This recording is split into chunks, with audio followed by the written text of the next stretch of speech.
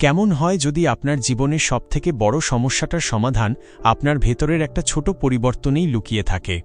আপনি হয়তো পরিশ্রম করছেন, চেষ্টা করছেন, কিন্তু কাঙ্ক্ষিত ফল পাচ্ছেন না। এর কারণ ভাগ্য বা চারপাশের মানুষ নয়, এর সবচেয়ে বেশি দায়ী হল আপনার নিজের অ্যাটিটিউড বা মনোভাব। জেব কেলারের বিখ্যাত বই অ্যাটিটিউড ইজ এভরিথিং আমাদের শেখায় কিভাবে আমাদের চিন্তাভাবনা, কথা এবং কাজ আমাদের জীবনের সাফল্যের দরজা খুলে দেয়। জীবন পরিবর্তন করতে হলে আপনার অ্যাটিটিউড পরিবর্তন করা প্রথম এবং সবচেয়ে গুরুত্বপূর্ণ ধাপ। জেব কেলার নিজে একজন অসন্তুষ্ট আইনজীবী থেকে সফল মোটিভেশনাল স্পিকার হয়েছিলেন শুধুমাত্র নিজের অ্যাটিটিউড বদলে। এই বই তাঁর নিজের অভিজ্ঞতার ফসল। বইটির 3টি প্রধান স্তম্ভ ও আলোচনা। স্বর্গ তাদের সাহায্য করে যারা কাজ করে, ভয়কে জয় করে কাজে নেমে পড়ার গুরুত্ব। 2. আপনার চিন্তাকে পরিবর্তন করুন। ইতিবাচক চিন্তাই সাফল্যের বীজ। Success begins in the mind. 3. আপনার কথাকে নিয়ন্ত্রণ করুন। শব্দগুলি আপনার ভবিষ্যৎ লেখে। ওয়াচ ইয়োর ওয়ার্ডস। 4. কাজে নেমে পড়ুন। ভয়কে জয় করে কাজ শুরু করুন। Heaven helps those who act.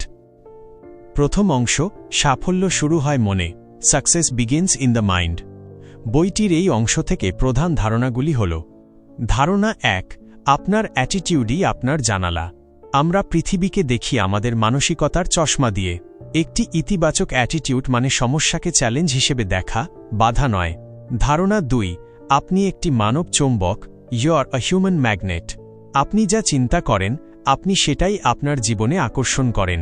নেতিবাচক চিন্তা নেতিবাচক ফল আনে, ইতিবাচক চিন্তা ইতিবাচক ফল আনে। একে অ্যাট্রাকশনের সূত্র বলা চলে। সর্বদা সচেতনভাবে আপনার চিন্তাকে ইতিবাচক দিকে চালিত করুন। ধারণা 3, সাফল্যের পথকে কল্পনা করুন। Picture your way to success. মনের মধ্যে আপনার লক্ষ্য পূরণের একটি স্পষ্ট ছবি তৈরি করুন। ভিজুয়ালাইজেশন। এটি একটি শক্তিশালী মানচিত্র।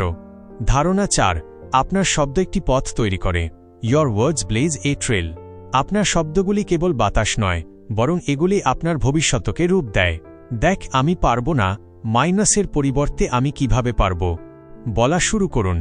ধারণা 5, অভিযোগ করা বন্ধ করুন। Stop complaining. অভিযোগ করা শুধুমাত্র আপনার মনকে নেতিবাচকতায় ভরে দেয় এবং কোনো সমস্যার সমাধান করে না। অভিযোগের পরিবর্তে সমাধান খোঁজা শুরু করুন। ধারণা 6, আপনি কেমন আছেন? How are you. কেউ জিজ্ঞাসা করলে খুব ভালো, উৎফুল্ল, এমন ইতিবাচক শব্দ ব্যবহার করুন। এই শব্দগুলি আপনার মনকেও প্রভাবিত করে। ধারণা 7, ইতিবাচক মানুষের সঙ্গে থাকুন। Associate with positive people. আপনার চারপাশের 5 জন মানুষ আপনার অ্যাটিটিউডকে সবচেয়ে বেশি প্রভাবিত করে। নেতিবাচক মানুষদের সঙ্গ ত্যাগ করে এমন মানুষদের সাথে মিশুন যারা আপনাকে অনুপ্রাণিত করে। ধারণা 8, আপনার ভয়কে মোকাবিলা করুন এবং উন্নতি করুন।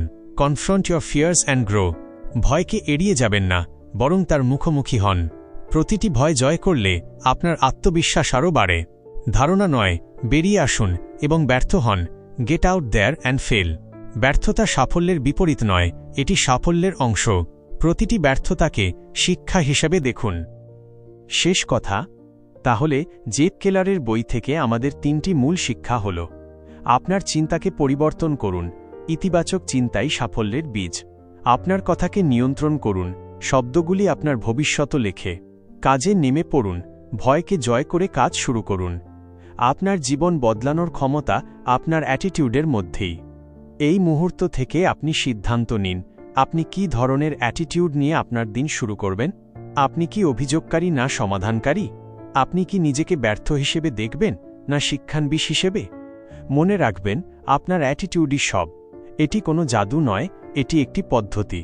এই পদ্ধতিকে নিজের জীবনে প্রয়োগ করুন এবং দেখুন আপনার জীবন কিভাবে পরিবর্তিত হয়। ধন্যবাদ।